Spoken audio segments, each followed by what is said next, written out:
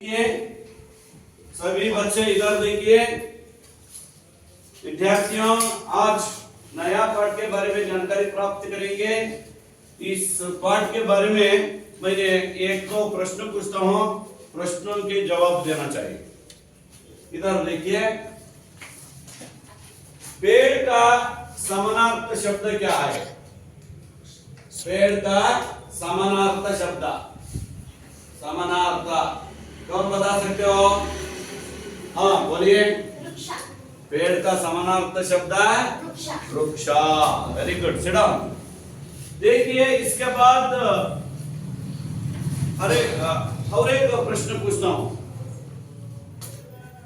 पेड़ पौधों को पालन पोषण करने वाला, पेड़ पौधों को पालन पोषण करने वाला एक स्त्री का नाम आप जानते हैं? उसका नाम तिम्मक्का। पेड़ पौधों का उगाने वाला, वो पेड़ पौधों को रक्षा करने वालों के नाम Salumarada Thimmakka. Very good, sit down. देखिए आज वृक्ष प्रेमी, आज वृक्ष प्रेमी तिम्मक्का। देखिए इस वृक्ष प्रेमी तिम्मक्का का चित्र वो शामपट पर लगाने हैं, वो शामपट पर लिखे हैं मैंने। तुम्हें भी इसी तरह शामपट पर और पुस्तक में चित्र लिखाने के कोशिश करना चाहिए। इसी तरह सभी विद्यार्थी चित्र लिखने का अपनी हस्तों में, अपने हाथों से चित्र लिखने का तुम प्रयास करना चाहिए। ನೀವು ಕೂಡ ಇದೇ ರೀತಿಯಾಗಿ ಚಿತ್ರವನ್ನ ಬರಿತಕ್ಕಂತ ಒಂದು ಕಲೆಯನ್ನ ನೀವು ಕೂಡ ಕಲಿಬೇಕು। ಯಾಕೆಂದ್ರೆ हम अगले कक्षा में जाते हैं, 9वीं कक्षा में, और इसके बाद 10वीं कक्षा में जाते हैं। उसमें वो अनेक चित्रपट लिखाने का आते हैं। उस समय ऐसा लिखने का ढंग सिखाना चाहिए। अपने शब्दों में अपने हाथों से लिखना, दूसरों के हाथ से लिखकर दिखाना ऐसा नहीं होना। अपने ही आप ही अपने हाथों से स्वेच्छा से लिखने के प्रयास करना चाहिए। देखिए आज वृक्ष प्रेमी तिम्मक्का, उसका चित्र भी दिखाए। ಕಾಣಿಸ್ತಾ ಇದೆಯಲ್ಲ ಚಿತ್ರ ನೋಡಿ। ये वृक्ष प्रेमी तिम्मक्का, ये अनपढ़ स्त्री, अविद्यावंत महिला, ये अनपढ़ स्त्री ने हजारों पेड़ पौधों को लगाकर उसको पालन पोषण किया है। वृक्ष प्रेमी तिम्मक्का।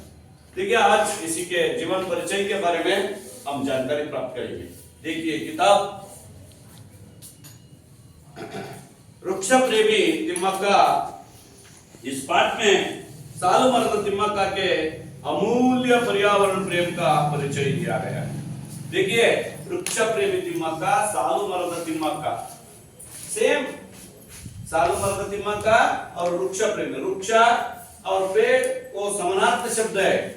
देखिए तिम्मक्का अमूल्य पर्यावरण, अच्छा पर्यावरण को रखाने वाला। वृक्ष प्रेमी तिम्मक्का अच्छा परिसरों को सभी आदमियों के पशु पक्षियों के आश्रय धाम होने के लिए और अच्छे हवा हमको देने के लिए पेड़ क्यों लगाना चाहिए? ಮರಗಿಡಗಳನ್ನು ಏಕೆ ಬೆಳೆಸಬೇಕು? ಆ ಮರಗಿಡಗಳು ನಮಗೆ ಅಶುದ್ಧವಾದ ಗಾಳಿಯನ್ನು ತಗೊಂಡು ನಮಗೆ ಶುದ್ಧವಾದ ಗಾಳಿಯನ್ನು ಕೊಡುತ್ತೆ। इंगार डाइऑक्साइड अನ್ನು ತಗೊಳುತ್ತೆ, ಆಮ್ಲಜನಕವನ್ನ ಕೊಡುತ್ತೆ। हमें अच्छे हवा देते हैं पेड़ से, सांस लेने के लिए अच्छे हवा देते हैं। ನೋಡಿ ಈ ಸಾಲುಮರदा ತಿಮ್ಮಕ್ಕ ಅವರು ಪರಿಸರ ಪ್ರೇಮಿಯಾಗಿದ್ದಾರೆ, जिससे बच्चे पर्यावरण की रक्षा करने में अपना निष्ठापूर्ण सहयोग दे सकते हैं। इससे क्या सिखा सकते हैं? मैं भी सालुमरदा तिम्मक्का किस तरह पेड़ पौधों को रक्षा करते हैं, मैं भी हमारे आंगन के सामने 2 पेड़ों को रक्षा करने के लिए हम प्रयास करना चाहिए। इसी तरह ನೋಡಿ ಮಕ್ಕಳು, ಇದರಿಂದ ನಾವು ಕೂಡ ಪರಿಸರ ಸಂರಕ್ಷಣೆ ಮಾಡಬೇಕು, ಪರಿಸರವನ್ನು ಸ್ವಚ್ಛವಾಗಿಡಬೇಕು, ಇದರಿಂದ ನಮಗೆ ಸಾಕಷ್ಟು ಲಾಭ ಇದೆ ಅಂತಕ್ಕಂಥದ್ದನ್ನು ಕೂಡ ನಮಗೂ ಅರ್ಥ ಆಗುತ್ತೆ. ಸಾಲು ಮರದ ತಿಮ್ಮಕ್ಕ ಯಾವ ರೀತಿ ಈ ಮರಗಿಡಗಳನ್ನು ಬೆಳೆಸ್ತಾನೋ ನಾವು ಅದೇ ರೀತಿ ಬೆಳೆಸೋಣ. देखिए साल मರದ ತಿಮ್ಮಕ್ಕ का नाम आज कर्नाटक के कोने कोने में व्याप्त है. ಸಾಲು ಮರದ ತಿಮ್ಮಕ್ಕಳ ಹೆಸರು ನಮ್ಮ ಕರ್ನಾಟಕದ ಮೂಲೆ ಮೂಲೆಯಲ್ಲೂ ಕೂಡ ಹರಡಿದೆ. कर्नाटक सरकार ने उन्हें इतने सारे पुरस्कारों से सम्मानित किया. ಈ ಸಾಲು ಮರದ ತಿಮ್ಮಕ್ಕ ಮಾಡಿರ್ತಕ್ಕಂತಹ ಸಾಧನೆಯನ್ನು ಮೆಚ್ಚಿ ಕರ್ನಾಟಕ ಸರ್ಕಾರ ಆಕೆಗೆ ಸಾಕಷ್ಟು ಬಹುಮಾನಗಳನ್ನು ಕೊಟ್ಟಿದೆ. पुरस्कार ಅಂದ್ರೆ ಏನ? ಬಹುಮಾನ. पुरस्कार का मतलब ಬಹುಮಾನ. पुरस्कार ಅಂದ್ರೆ ಬಹುಮಾನ.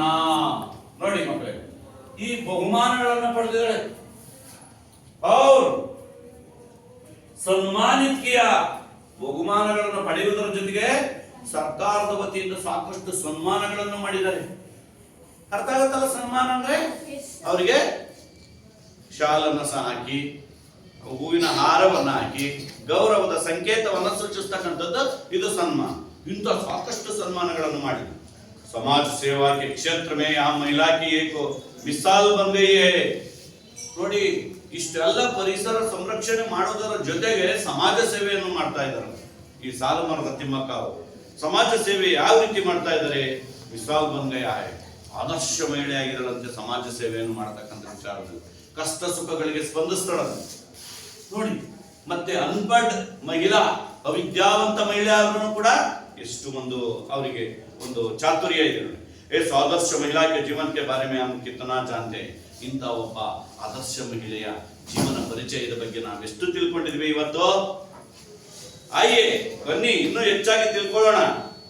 ग्रामीण प्रदेश के गरीब परिवार में जन्म लेने वाले एक अनपढ़ महिला के उदात्त व्यक्तित्व एवं कार्य का परिचय पाएंगे. ನೋಡಿ, ಈ ಸಾಲು ಮರದ ತಿಮ್ಮಕ್ಕ ನಿಮಗೆ ಕಾಣಿಸ್ತಾ ಇದೆಯಲ್ಲ ಇಲ್ಲಿ, ಈ ಸಾಲು ಮರದ ತಿಮ್ಮಕ್ಕ ಗ್ರಾಮೀಣ ಪ್ರದೇಶದಲ್ಲಿ ಜನಿಸಿದ್ದಾರೆ. ಗ್ರಾಮೀಣ ಭಾಗದಲ್ಲಿ ಜನಿಸಿದ್ರು ಕೂಡ ನೋಡಿ, ಅದರಗೂ ಗರೀಬ್ ಪರಿವಾರ ಅಂದ್ರೆ ಬಡ ಕುಟುಂಬ. ಗರೀಬ್ ಪರಿವಾರ इसका मतलब ನೋಡಿ, ಬೋರ್ಡ್ ಮೇಲೆ ಬರೆಯಕ್ಕಿದೆಯಲ್ಲ, ಗರೀಬ್ ಪರಿವಾರ ಅಂದ್ರೆ ಬಡ ಕುಟುಂಬ. ಈ ಗರೀಬ್ ಪರಿವಾರ में पैदा वाले ये स्त्री है अनपढ़ स्त्री. ನೋಡಿ, ಗ್ರಾಮೀಣ ಭಾಗದಲ್ಲಿ ಬಡ ಕುಟುಂಬದಲ್ಲಿ ಹುಟ್ಟಿರ್ತಕ್ಕಂಥ ಈ ಮಹಿಳೆ उनके उदात्त व्यक्तित्व एवं कार्य का परिचय. ಅವಳು ಮಾಡತಕ್ಕಂತ ಒಂದು ಕಾರ್ಯ, ಕೆಲಸ, ಸಮಾಜ ಸೇವೆ ಇವನ್ನೆಲ್ಲ ನೋಡಿದ್ರೆ ನಿಜವಾಗ್ಲೂ ಇವಳು ಒಬ್ಬ ವಿದ್ಯಾವಂತ ಮಹಿಳೆಯಾಗಿ ಇಷ್ಟೆಲ್ಲ ಕೆಲಸ ಕಾರ್ಯಗಳನ್ನು ಮಾಡ್ತಾ ಇದ್ದಾಳೆ. ಇಷ್ಟೆಲ್ಲ ಸಾವಿರಾರು ಮರಗಿಡಗಳನ್ನು ನೆಟ್ಟು ಅದಕ್ಕೆ ಪಾಲನೆ ಪೋಷಣೆ ಮಾಡ್ತಾ ಇದ್ದಾಳೆ. ಅಟ್ಲೀಸ್ಟ್ ನಾವು ನಮ್ಮ ಮನೆ ಅಂಗಳದಲ್ಲಿ ಜಾಗ ಇರತಕ್ಕಂಥ ಜಾಗದಲ್ಲಿ ಒಂದೆರಡು ಮರಗಿಡವನ್ನು, ಮನೆ ಹಿಂದ್ಗಡೆ ಒಂದೆರಡು ಮರಗಳನ್ನ, ಒಂದ್ 2, 3, 4 ಮರಗಳನ್ನ ನಾವು ಯಾಕೆ ಕಾಪಾಡಬಾರ್ದು? ಯಾಕೆ ನಾವು ಪಾಲನೆ ಪೋಷಣೆ ಮಾಡಬಾರ್ದು? ಹೌದಾ?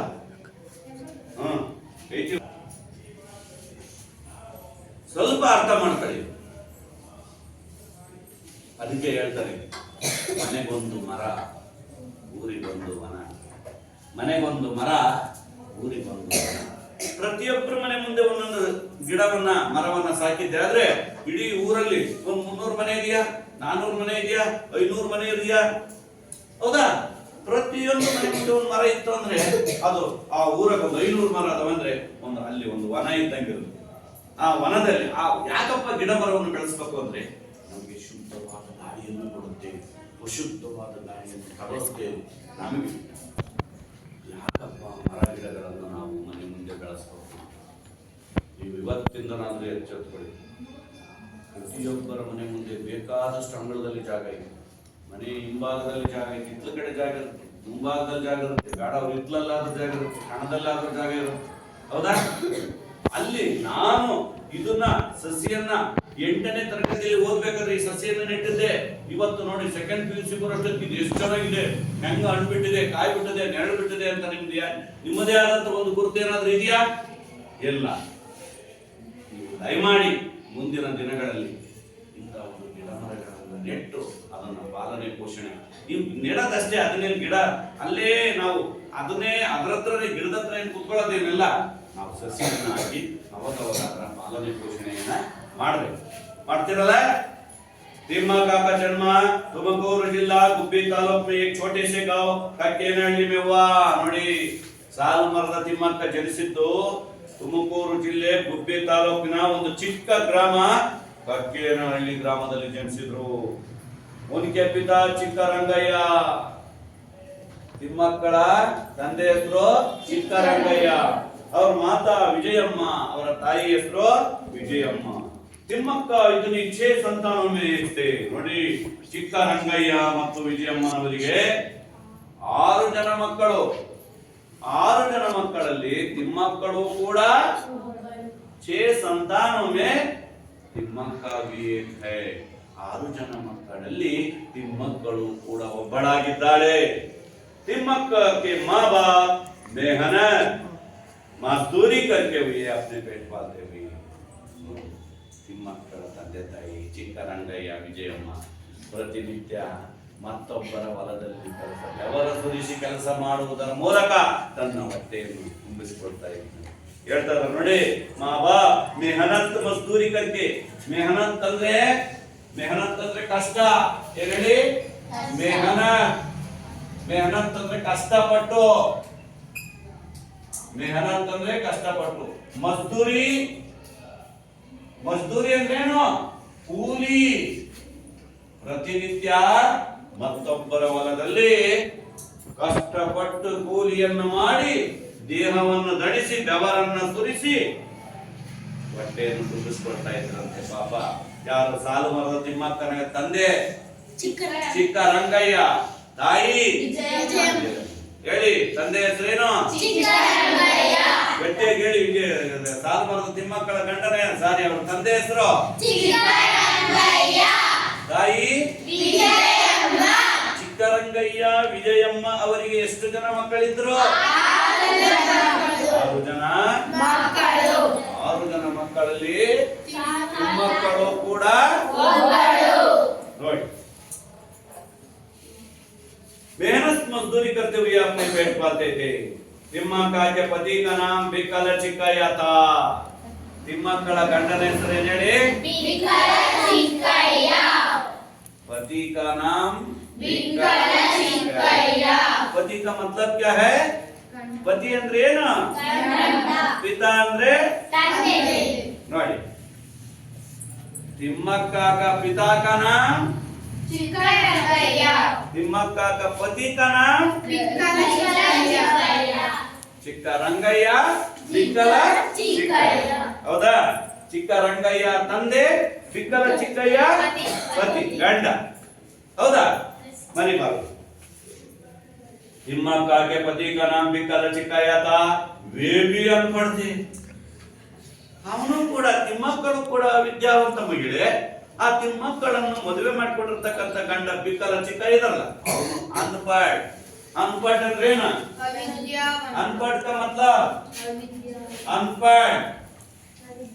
अनपढ़ का मतलब अविद्याವಂತ. ಅವಿದ್ಯಾವಂತ. ಬಿಕ್ಕಲ ಚಿಕ್ಕಯ್ಯನು ಅವಿದ್ಯಾವಂತ, ತಿಮ್ಮಕ್ಕಳು ಕೂಡ. ಅವರ ತಂದೆ ತಾಯಿ ಅವರು ಕೂಡ ಅವಿದ್ಯಾವಂತ. ನೋಡಿ, ಅವಿದ್ಯಾವಂತ ಕುಟುಂಬ. वे भी अनपढ़ थे. रोज दूसरों के खेत में पसीन बहाकर काम किया करते थे. पापा ಈ ತಿಮ್ಮಕ್ಕಳ ಗಂಡ ಇದ್ನಲ್ಲ ಬಿಕ್ಕಲ ಚಿಕ್ಕಯ್ಯ, वे भी अनपढ़, ಅವನು ಅವಿದ್ಯಾವಂತ. ಜೊತೆಗೆ ರೋಜ್ दूसरों के खेत में पसीन बहाकर काम किया करते. ಪ್ರತಿದಿನ ಮತ್ತೊಬ್ಬರ ಹೊಲಕ್ಕೆ ಹೋಗಿ, ಮತ್ತೊಬ್ಬರ ಜಮೀನಿನಲ್ಲಿ ಹೋಗಿ ಕಷ್ಟಪಟ್ಟು ಬೆವರನ್ನು ಸುರಿಸುತ್ತಾ ಕೂಲಿ ಮಾಡ್ತಾ अपना पेट पालते थे. ತನ್ನ ಜೀವನವನ್ನ ಸಾಗಿಸ್ತಾ ಇದ್ದಂತೆ. इस दंपति को एक एक खौर के लिए कड़ी मेहनत करती पड़ी.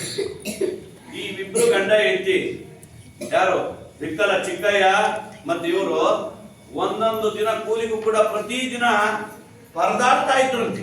ನಾಳೆ ಯಾರ್ದು ಕರೀತಾರೆ ಕೂಲಿ, ನಾಳೆ ನಾನು ಯಾವ್ದು ಕೆಲಸ ಮಾಡೋಣ, ನಾಳೆ ನಾನು ಯಾವ್ದಕ್ಕೆ ಹೋದ್ರೆ ನನಗೆ ಜೀವನ ಸರಿ ಹೋಗುತ್ತೆ, ನಾಳೆ ಊಟಕ್ಕೆ ಏನ್ ಮಾಡೋದು ಅಂತ ಈ ರೀತಿಯಾಗಿ ಪರದಾಡ್ತಾ ಇದ್ದಂತೆ. ನೋಡಿ, एक दंपति को एक एक घोर के लिए कड़ी मेहनत करनी पड़ती थी, कमाई बहुत कम थी। ಅವತ್ತಿನ ಕಮಾಯಿ इसका मतलब ಅವತ್ತು ಕೊಡ್ತಕ್ಕಂತ ಹಣ ಇದೆಯಲ್ಲ ಆ ಕೂಲಿ ಕಾಸು ಬಹಳ ಕಡಿಮೆ, 2 ರೂಪಾಯಿ 3 ರೂಪಾಯಿ 5 ರೂಪಾಯಿ ಇಷ್ಟು ಕಡಿಮೆ ಹಣಕ್ಕೆ ಅವರು ನಿತ್ಯ ಕೂಲಿ ಮಾಡಿ ಪ್ರಾಮಾಣಿಕವಾದ ಜೀವನವನ್ನು ಮಾಡ್ತಾ ಇದ್ರು. ಇವತ್ತಂತ ಪ್ರಾಮಾಣಿಕ ವ್ಯಕ್ತಿಗಳನ್ನು ನಾವು ಎಲ್ಲಿ ಕಾಣ್ತೀವಿ? ಹೌದಾ? ಅದು ಹಳ್ಳಿಗಾಡಿನಲ್ಲಿ. ಹೌದಾ? ಪಾಪ ನೋಡಿ, ಸಾಲುಮರದ ತಿಮ್ಮಕ್ಕಳ ಗಂಡ ಎಷ್ಟೊಂದು ಶ್ರಮಜೀವಿ ಅಂತಕ್ಕಂಥದ್ದನ್ನ ನಾವು ಇಲ್ಲಿ ತಿಳಿಬೇಕು. ಮಜ್ದೂರಿ ನೈ ಕರ್ತೆ ಉನ್ಹೇ ಭೂಖೆ ರಹನ ಪಡ್ತಾ. ಒಂದು ದಿವಸ ಏನಾಯ್ತಂತೆ, ಬಿಕ್ಕಲ ಚಿಕ್ಕಯ್ಯ ಯಾರು? ಸಾಲುಮರದ ತಿಮ್ಮಕ್ಕಳ ಪತಿ ಗಂಡ. ಒಂದು ದಿವಸ ಗಂಡ ಏನ್ ಮಾಡ್ತಾ ಇದ್ದ, ಮಜ್ದೂರಿ ನೈ ಕರ್ತೆ, ಕೂಲಿ ಏನಾದ್ರೂ ಇವತ್ತು ಸಿಗಲಿಲ್ಲ ಅಂದ್ರೆ ಏನ್ ಮಾಡ್ತಾ ಇದ್ದ, ಉನ್ಹೇ ಭೂಖೆ ರಹನ ಪಡ್ತಾ ತಾ. ಅವತ್ತು ಹಸಿವಿನಿಂದ ಹಾಗೆ ಉಪವಾಸ ಮಲಗ್ತಾ ಇದ್ದ. ಭೂಕ್ ಅಂದ್ರೇನ? ಭೂಕ್ ಹಸಿವು, ಭೂಕ್ ಹಸಿವು, ಹಸಿವಿನಿಂದ ನರಳ್ತಾ ಇದ್ದಂತೆ. ಅವತ್ತು ಊಟಕ್ಕೆ ಇಲ್ಲ, ಕೂಲಿಗರಿಲ್ಲ ಅಂದ್ರೆ ಇಂಥ ಪರಿಸ್ಥಿತಿಯನ್ನು ನಾವು ಅಲ್ಲಿ ನೋಡ್ತಾ ಇದ್ದೇವೆ. ನೋಡಿ ಮಕ್ಕಳೇ, ಆದ್ರಿಂದ ನಾವೆಲ್ಲರೂ ಕೂಡ ಏನಾಗ್ಬೇಕಪ್ಪ ಅಂತಂದ್ರೆ ವಿದ್ಯಾವಂತ ವ್ಯಕ್ತಿಗಳಾಗಬೇಕು. ವಿದ್ಯೆ ಸಾಧಕನ ಸೊತ್ತೆ ಹೊರತು ಸೋಮಾರಿಯ ಸೊತ್ತಲ್ಲ. ವಿದ್ಯೆ ಎಂಬ ಸಂಪತ್ತು ಬಿಟ್ಟರೆ ಸಿಗದು ಆ ಸ್ವತ್ತು. ದುಡ್ಡೇ ದೊಡ್ಡಪ್ಪ, ವಿದ್ಯೆ ಅಪ್ಪ ಅಂತ ಹೇಳಿ. ಹೌದಾ? ಆದ್ರಿಂದ ನೀವು ವಿದ್ಯಾವಂತರಾಗಬೇಕು. ಅದರ ಜೊತೆಗೆ ಪರಿಸರ ಪ್ರೇಮಿಗಳು, ಪರಿಸರವನ್ನ ಸಂರಕ್ಷಣೆ ಮಾಡತಕ್ಕಂತ ಒಂದು ಬುದ್ಧಿಶಕ್ತಿ ಇರುತ್ತೆ. ಇನ್ನೊಂದು ಪ್ಯಾರ ಮಾಡಿ ನಿಲ್ಲಿಸ್ತೀವಿ ನೋಡಿ. ತಿಮ್ಮಕ್ಕ ನಿಸ್ಸಂತಾಂತಿ, ತಿಮ್ಮಕ್ಕಳಿಗೆ ಮಕ್ಕಳೇ ಆಗಲಿಲ್ಲ. ಮದುವೆ ಆಗಿ ಸುಮಾರು ವರ್ಷಗಳು ಕಳೆದರೂ ಕೂಡ ಮಕ್ಕಳಾಗಲಿಲ್ಲ. ಪತಿ ಪತ್ನಿ ಬಚ್ಚೋನ್ ಕೆಲಿಯ ತರಸ್ ಜಾತೆ थे. ಗಂಡ ಹೆಂಡತಿ ಇಬ್ರು ಕೂಡ ಸುಮಾರು ವರ್ಷಗಳ ಕಳೆದು, ಅಯ್ಯೋ ನಮಗೆ ಮಕ್ಕಳೇ ಆಗಲಿಲ್ಲ, ಅವರಿಗೆ ಇವರಿಗೆಲ್ಲ ದೇವರು ಮಕ್ಕಳನ್ನು ಕೊಟ್ಟ, ನಮ್ಗೆ ಒಂದು ಕೂಡ ಮಗು ಆಗಲಿಲ್ಲ ಅಂತ ತುಂಬಾನೇ ಬೇಸರ ಮಾಡ್ಕೊಳ್ತಾ ಇದ್ರು. ಅಯ್ಯೋ ನಮಗೊಂದು ಮಗು ಆಗ್ಲಿ ಅಂತ ಬಹಳಷ್ಟು ಬಯಸ್ತಾ ಇದ್ರು. ಉನ್होंने एक बच्चे को गोद लिया. ಸುಮಾರು ವರ್ಷಗಳ ಕಳೆದು ಮಕ್ಕಳಾಗ್ಲೇ ಇಲ್ಲ. ಅವ್ರಿಗೆ ಗೊತ್ತಾಯ್ತು ನಮಗೆ ಮಕ್ಕಳ ಭಾಗ್ಯ ಸೌಭಾಗ್ಯ ಇಲ್ಲ ಅಂತ ಗೊತ್ತಾಗಿ ಗೋದ್ ಲಿಯಾ ತಾ. ಏಕ್ ಬಚ್ಚೆ ಕೋ ಗೋದ್ ಲಿಯಾ. ಗೋದ್ ಲಿಯಾ ಅಂತಂದ್ರೆ ದತ್ತು ತೆಗೆದುಕೊಳ್ಳೋದು. ಗೋದ್ ಲಿಯಾ, ಗೋದ್ ಲಿಯಾ, ಗೋದ್ ಲಿಯಾ ಅಂದ್ರೆ ದತ್ತು ತೆಗೆದುಕೊಳ್ಳುವುದು, ದತ್ತು ಪಡೆಯುವುದು. ನೋಡಿ, ಒಂದು ಮಗುನ ದತ್ತು ತಗೊಂಡು दत्तो पुत्र आगे वो माँ बाप को आगे ಕೊಟ್ಟು ನಿಂದು ಸುಂತಿ ಪಡಿ. उन्होंने अपने बेटे के वापस ले लिया. ಆ ದತ್ತು ತೆಗೆದುಕೊಂಡಪ್ಪ ಪುತ್ರನನ್ನ ಸುಮಾರು ವರ್ಷಗಳ ಕಾಲ ಅವನನ್ನ ಪಾಲನೆ ಪೋಷಣೆ ಮಾಡಿ ಅವನಿಗೆ ಒಂದು ವಿದ್ಯೆಯನ್ನು ಕೊಟ್ಟರು. ಆ ಮಗು ಬೆಳೆದು ದೊಡ್ಡವನಾಗಿ ವಿದ್ಯಾವಂತನಾದ ಮೇಲೆ ಅವರ ತಂದೆ ತಾಯಿ ಏನ್ ಮಾಡಿದ್ರಂತೆ, ಮತ್ತೆ ಪುನಃ ಆ ಮಗುನನ್ನ ಕರ್ಕೊಂಡು ಹೋದಂತೆ. ಇಲ್ಲ, ನಮ್ಮ ಮಗ ನಮಗೆ ಬೇಕು, ನಾವು ಕೊಡಲ್ಲ ಅಂತ ನೋಡಿ. ಹಾಗೆ ಆಮೇಲೆ ಅದನ್ನ ಕೇಳಿ उन्होंने अपने पेट को वापस ले लिया. अपना दत्तो पुत्र को कर ತಿಮ್ಮಕ್ಕ बहुत दुखी हुई. ಅಯ್ಯೋ, ನಾವು ಇಷ್ಟು ದಿವಸ ಇಷ್ಟು ವರ್ಷಗಳ ಕಾಲ ಆ ಮಗುವನ್ನ ನಾನು ಮಗ ಅಂತ ಸಾಕೊಂಡಿದ್ವಿ, ಇವತ್ತು ನಮ್ಮನ್ನ ಆಗಲಿ ಆ ಹುಡುಗ ಅವ್ರ ತಂದೆ ತಾಯಿ ಜೊತೆಗೆ ಹೋಗ್ಬಿಟ್ಟ. ಅಯ್ಯೋ ದೇವರಿಗೆ ಅಂತ ತುಂಬಾನೇ ದುಃಖ ಆಯ್ತಂತೆ ಸಾಲುಮರದ ತಿಮ್ಮಕ್ಕ. लेकिन सन 2005 में उन्होंने वल्लूर के उमेश बीएन वो पुत्र के रूप से अपनाया, जो अब उनकी देखभाल कर रहे हैं. ಮನೆಗೆ ಯೋಚನೆ ಮಾಡಿ 2005ನೇ ಇಸ್ವಿಯಲ್ಲಿ ಬಲ್ಲೂರಿನಲ್ಲಿ ಒಬ್ಬ ಹುಡುಗ ಸಿಕ್ಕನಂತೆ, ಉಮೇಶ್ ಬಿಎನ್. ಆ ಉಮೇಶ್ ಬಿಎನ್ ಅಂತಕ್ಕಂಥ ಮಗನನ್ನ ಮತ್ತೆ ಪ್ರಾಮಾಣಿಕವಾಗಿ ದತ್ತು ತೆಗೆದುಕೊಂಡು ಅವರ ತನ್ನ ಮಗನ ರೂಪದಲ್ಲಿ ನೋಡಿಕೊಂಡು, ಇವನು ಸಾಯುವವರೆಗೆ ಉಮೇಶ್ ನಮ್ಮ ಒಂದು ಯೋಗಕ್ಷೇಮವನ್ನು ನೋಡ್ಕೊಂಡಿರ್ಬೇಕು ಅಂತ ಪತ್ರದ ಬರವಣಿಗೆ ಮೂಲಕ ಆ ಉಮೇಶ್ ಎಂಬ ಒಬ್ಬ ಬಾಲಕನನ್ನ ದತ್ತು ತೆಗೆದುಕೊಂಡರು. ಅಂದಿನಿಂದ ಆ ಉಮೇಶ್ ಅಂತಕ್ಕಂಥವನು ಸಾಲುಮರದ ತಿಮ್ಮಕ್ಕ ಮತ್ತು ಬಿಕ್ಕಲ ಚಿಕ್ಕಯ್ಯ ಅವರ ಒಂದು ಜೀವನದ ಯೋಗಕ್ಷೇಮವನ್ನು ಕಾಪಾಡ್ಕೊಳ್ತಾ ಬರ್ತಾರೆ. ಗೊತ್ತಾಯ್ತಾ? ಹೇಳಿ. ಈಗ अभी तक मैं पाठ पढ़ाया है, इसके बारे में 2-3 प्रश्न पूछता हूँ. इस पाठ के बारे में 2-3 प्रश्न पूछता हूँ. आप ठीक तरह से बोलना चाहिए, पढ़ाई के साथ साथ पढ़ाने के. देखिए, एक एक विद्यार्थी को मैं बोल सकता हूँ, वो पढ़ाना चाहिए. आप बोलिए, थोड़ा पाठ पढ़िए. पहला प्यार सालुमರದ ತಿಮ್ಮಕ್ಕ. वृक्ष प्रेमी प्रेमी इलिंदा वो साल तिम्मक्का। मरदा तिम्मक्का का नाम साल मरदा तिम्मक्का का नाम आज आज कर्नाटक के कर्नाटक के कोना कोना में व्याप्त है। कर्नाटक सरकार सरकार ने उन्हें इतने सारे पुरस्कार ने से सम्मानित किया है कि समाज सेवा के क्षेत्र में यहाँ महिला एक मिसाल बन गया है। स्नेहा बढ़िए। इस आदर्श महिला के जीवन के बारे में हम कितना जानते हैं? आइए ग्रामीण प्रदेश के गरीब परिवार में जन्म लेने वाली एक अनपढ़ महिला के उदात्त व्यक्तित्व एवं कार्य का परिचय गावे। बैठिए। और दिनेड़ ಎರಡನೇಕಾರ ತಿಮ್ಮಕ್ಕ ಜನ್ಮ ತುಮಕೂರು ಜಿಲ್ಲೆ गुब्बी तालुक में एक छोटे से गांव कक्केनहल्ली में हुआ। उनके पिता चिक्करंगಯ್ಯ और माता विजयम्मा वे तिम्मक्का इनकी इनकी 6 संतानों में एक थी। तिम्मक्का के माँ बाप माँ-बाप मेहनत मजदूरी मजदूरी करते हुए अपना पेट पालते थे। के पति का नाम बिक्कला चिक्करंगಯ್ಯ वे भी अनपढ़ थे। रोज दूसरों के खेत में पसीन बहाकर काम किया करते थे। इन्हें इसी दंपति के एक और के लिए कड़ी मेहनत करने पड़ती कमाई भी कम थी।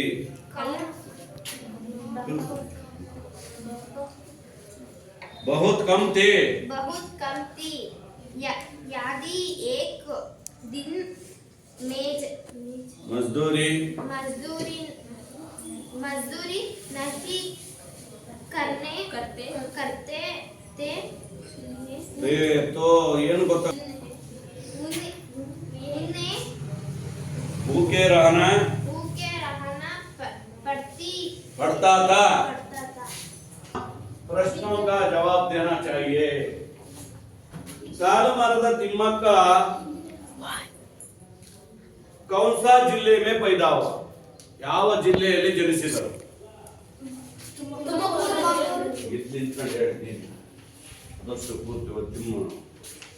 ತುಮಕೂರು ಜಿಲ್ಲೆ ಗುಬ್ಬಿ ತಾಲೂಕು ಕಕ್ಕೇನಹಳ್ಳಿ। तुमकूरू जिले गुब्बी तालुक कक्केनहल्ली एक छोटा सा गांव में पैदा हुआ। सालमरदा तिಮ್ಮಕ್ಕ ತುಮಕೂರು ಜಿಲ್ಲೆಯಲ್ಲಿ ಗುಬ್ಬಿ ತಾಲೂಕಿನ ಒಂದು ಚಿಕ್ಕ ಒಂದು ಗ್ರಾಮೀಣ ಭಾಗದಲ್ಲಿ ಆ ಗ್ರಾಮದಲ್ಲಿ ಜನಿಸ್ತಾರೆ। देखिए सालमरदा तिಮ್ಮಕ್ಕ का पिता का नाम क्या है? सालमरदा तिಮ್ಮಕ್ಕ का पिता का नाम सालमरदा तिಮ್ಮಕ್ಕ का पिता का नाम चिक्करंगಯ್ಯ। और माता का नाम क्या है? माता का नाम विजयम्मा। और ताಯಿಯ ಹೆಸರು उसी तरह सालमर्द तिम्मक्का का पति का नाम क्या है? विकला देखिए, विकला ವಿಕಲ ಚಿಕ್ಕಯ್ಯ किस तरह अपना पेट पालते थे? ಯಾವ ರೀತಿ ಅವನು ಜೀವನವನ್ನು ಮಾಡ್ತಾ ಇದ್ದ? दूसरों के खेत में मेहनत से मजदूरी करके अपने पेट पालते. ಮತ್ತೊಬ್ಬರ ಹೊಲಕ್ಕೆ ಹೋಗಿ ಕಷ್ಟಪಟ್ಟು ಬೆವರು ಸುರಿಸಿ ಕೆಲಸವನ್ನು ಮಾಡುವುದರ ಮೂಲಕ ಜೀವನವನ್ನು ಸಾಗಿಸ್ತಾ ಇದ್ದ. ಯಾರೋ ಹೇಳಿ ಜೋರಾಗಿ. ವಿಕಲ ಚಿಕ್ಕಯ್ಯನ ಜೀವನ ಪರಿಚಯ ಈ ರೀತಿಯಾಗಿ ಇತ್ತು. ಹೌದಾ? देखिए इसके बारे में एक छोटा छोटा पदों का अर्थ भी मैं बता सकता हूँ, उसके वाक्य में बोलना चाहिए. देखिए पुरस्कार, पुरस्कार का मतलब बहुमान.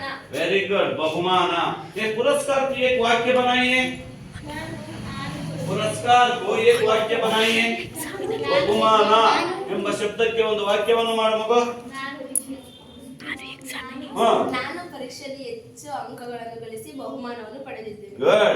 मैं परीक्षा में अधिक अंक लेकर पुरस्कार कर सकता हूँ. मैं परीक्षा में अधिक अंक लेकर पुरस्कार को पढ़ सकता है. ನಾನು ಪರೀಕ್ಷೆಯಲ್ಲಿ ಹೆಚ್ಚಿನ ಅಂಕಗಳನ್ನು ಪಡೆದು ಬಹುಮಾನವನ್ನು ಪಡೆಯುತ್ತೇನೆ. Very good. और पुरस्कार होने के बाद मेहनत, मेहनत, वेरी गुड. मेहनत कष्ट, कष्ट इसका पद एक वाक्य बनाइए. Very good. मैं जिंदगी में बहुत कष्ट करके अपना जीवन बिता सकता हूँ. ನಾನು ಜೀವನದಲ್ಲಿ ತುಂಬಾ ಕಷ್ಟವನ್ನು ಪಟ್ಟು ವಿದ್ಯಾಭ್ಯಾಸವನ್ನು ಮಾಡುತ್ತೇನೆ. गुड. इसके बाद तुम्हें कौन सा? ಅವಿದ್ಯಾವಂತ. अनपढ़ का मतलब क्या है? ನಮ್ಮ ಊರಿನಲ್ಲಿ ಅವಿದ್ಯಾವಂತರು ಇದ್ದಾರೆ. अनपढ़, पहले अनपढ़ का अर्थ क्या है? अविद्यावंता. बोलिए. अनपढ़ का मतलब? ಓದುವುದಿಲ್ಲ. हाँ हाँ, एक वाक्य बनाइए. अनपढ़ को एक वाक्य बनाइए. ನಮ್ಮ ಶಾಲೆಯಲ್ಲಿ ಅವಿದ್ಯಾವಂತರು ಇದ್ದಾರೆ. ನಮ್ಮ ಶಾಲೆಯಲ್ಲಿ ಅವಿದ್ಯಾವಂತ ವಿದ್ಯಾರ್ಥಿಗಳು ಕೂಡ ಇದ್ದಾರೆ. ನೆಕ್ಸ್ಟ್ ಇನ್ನು ಯಾರಿಗೆ ಕೇಳಿದ್ದ ಒಂದು ಪ್ರಶ್ನೆ? ಧೃತಿ ಸ್ಟ್ಯಾಂಡರ್ಡ್ कौन सा पद है? मजदूरी का मतलब क्या है? मजदूरी का मतलब कूली. बोलिए फिर एक बार. मजदूरी का मतलब कूली. कूली. मजदूरी को एक वाक्य बनाइए. ನಮ್ಮ ಊರಲ್ಲಿ ಕೂಲಿ ಮಾಡುವವರನ್ನು ನೋಡಿದ್ದೇನೆ. हमारे गांव में मजदूरी करके अपने जीवन बिताने वाला लोग भी हमारे गांव में है. ನಮ್ಮ ಹಳ್ಳಿಯಲ್ಲಿ ಕೂಲಿ ಕೆಲಸವನ್ನು ಮಾಡಿ ಜೀವನವನ್ನು ಮಾಡುವಂತ ಜನರು ಕೂಡ ಇದ್ದಾರೆ. ಅರ್ಥ ಆಗುತ್ತಲ್ಲ? ಇವತ್ತು ಮೋಸ್ಟ್ಲಿ ನಾನು ಈ ಸಾಲು ಮರದ ತಿಮ್ಮಕ್ಕಳ ಪಾಠದ ಬಗ್ಗೆ ನಿಮಗೆ ಸಂಪೂರ್ಣ ಅರ್ಥ ಆಗಿದೆ ಅಂತ ಭಾವಿಸ್ತಾ ಇದ್ದೀನಿ. ಹೌದಲ್ಲ? ಹಾಗೆ ನೋಡಿ ನೋಡೋಣ. ಈ ಸಾಲು ಮರದ ತಿಮ್ಮಕ್ಕ ಅವರ ತಂದೆ ತಾಯಿಗೆ ಎಷ್ಟು ಜನ ಮಕ್ಕಳಿದ್ದಾರೋ? Very good. 6 ಜನ ಮಕ್ಕಳು. 6 ಜನ ಮಕ್ಕಳಲ್ಲಿ ಸಾಲು ಮರದ ತಿಮ್ಮಕ್ಕಳು ಕೂಡ ಒಬ್ಬಳು. ಹಾಗಾದ್ರೆ ಈ ಸಾಲು ಮರದ ತಿಮ್ಮಕ್ಕಳ ಹೆಸರು ಯಾವ ರಾಜ್ಯದಲ್ಲಿ ಪ್ರಸಿದ್ಧಿಯನ್ನು ಪಡೆದಿದೆ? ಕರ್ನಾಟಕ ರಾಜ್ಯದಲ್ಲಿ ಮೂಲೆ ಮೂಲೆಯಲ್ಲೂ ಸಾಲು ಮರದ ತಿಮ್ಮಕ್ಕಳ ಹೆಸರು ಏನಾಗಿದೆ? ಹರಡಿದೆ. ಹೌದಲ್ಲ? ಈ ಸಾಲು ಮರದ ತಿಮ್ಮಕ್ಕಳಿಗೆ ಯಾರು ಬಹುಮಾನಗಳನ್ನು ಕೊಟ್ಟು ಸನ್ಮಾನ ಮಾಡಿದರು? ಕರ್ನಾಟಕ ಸರ್ಕಾರ. ಹೇಳು ನಿಂತ್ಕೊಂಡು. Stand up. ಕರ್ನಾಟಕ ಸರ್ಕಾರ. ಕರ್ನಾಟಕ ಸರ್ಕಾರ ಸಾಲು ಮರದ ತಿಮ್ಮಕ್ಕಳಿಗೆ ಯಾಕೆ ಅವಳಿಗೆ ಇಷ್ಟೊಂದು ಪುರಸ್ಕಾರ ಬಹುಮಾನ ಸನ್ಮಾನಗಳನ್ನು ಅವಳು ಸಾವಿರಾರು ಮರಗಿಡಗಳನ್ನ ಪಾಲನೆ ಪೋಷಣೆ ಮಾಡಿರುವುದರಿಂದ ಅವಳಿಗೆ ಪುರಸ್ಕಾರ ಅಂದ್ರೆ ಬಹುಮಾನ, ಸನ್ಮಾನ ಅಂದ್ರೆ ಅವರಿಗೆ ಗೌರವ ಸಮರ್ಪಣೆಯನ್ನು ಕೂಡ ಮಾಡಿದರು. ಈ ರೀತಿಯಾಗಿ ಕರ್ನಾಟಕದಲ್ಲಿ ಅವರು ಒಂದು ಒಳ್ಳೆಯ ಬಹುಮಾನಗಳನ್ನ ಪಡೆದರು. ನೋಡಿ, ನಂತರ ತಿಮ್ಮಕ್ಕ अपनी जिंदगी में क्या क्या ಪರಿಶ್ರಮ किया है. ಇನ್ನು ಈ ಸಾಲು ಮರದ ತಿಮ್ಮಕ್ಕ ನೋಡಿ ತನ್ನ ಜೀವನದಲ್ಲಿ ಏನೆಲ್ಲ ಕಷ್ಟಗಳನ್ನ ಪಟ್ಟರು ಅಂತಕ್ಕಂಥದ್ದು ನಿಮಗೆ ಇಲ್ಲಿಯವರೆಗೂ ಅರ್ಥ ಆಗಿದೆ, ಹೌದಲ್ಲ? ಸಾಲು ಮರದ ತಿಮ್ಮಕ್ಕ ಎಲ್ಲಿ ಜನಿಸಿದ್ಲು, ಯಾವ ಜಿಲ್ಲೆಯಲ್ಲಿ, ಯಾವ ತಾಲೂಕಿನಲ್ಲಿ, ಆಮೇಲೆ ಯಾವ ಒಂದು ಗ್ರಾಮೀಣ ಭಾಗದಲ್ಲಿ ಜನಿಸಿದ್ಲು, ಇವಳ ಸೇವೆ ಹೇಗಿತ್ತು, ಈ ಇವಳ ಸೇವೆಯನ್ನು ಮೆಚ್ಚಿ ಕರ್ನಾಟಕ ಸರ್ಕಾರ ಯಾವ ರೀತಿ ಇವರಿಗೆ ಬಹುಮಾನಗಳನ್ನು ಸನ್ಮಾನ ಮಾಡಿದ್ರು. ನಂತರ ಇದಾದ್ಮೇಲೆ ಇವರಿಗೆ ಇವರ ತಂದೆ ತಾಯಿ ಎಷ್ಟು ಕಷ್ಟಪಡ್ತಾ ಇದ್ರು, ಇವಳು ಕೂಡ ಎಷ್ಟು ಕಷ್ಟವನ್ನು ಪಟ್ರು. ಇದರ ಜೊತೆಗೆ ಬಿಕ್ಕಲ ಚಿಕ್ಕಯ್ಯ ಇದಾರಲ್ಲ, ಅವರು ಕೂಡ ಎಷ್ಟು ಮತ್ತೊಬ್ಬರ ಜಮೀನಿನಲ್ಲಿ ಪ್ರಾಮಾಣಿಕವಾಗಿ ದುಡಿದು ತನ್ನ ಜೀವನವನ್ನು ಯಾವ ರೀತಿ ನಡೆಸ್ತಾ ಇದ್ರು, ಇದನ್ನೆಲ್ಲವನ್ನು ಕೂಡ ನೀವು ಇದುವರೆಗೂ ತಿಳ್ಕೊಂಡಿದ್ದೀರಿ.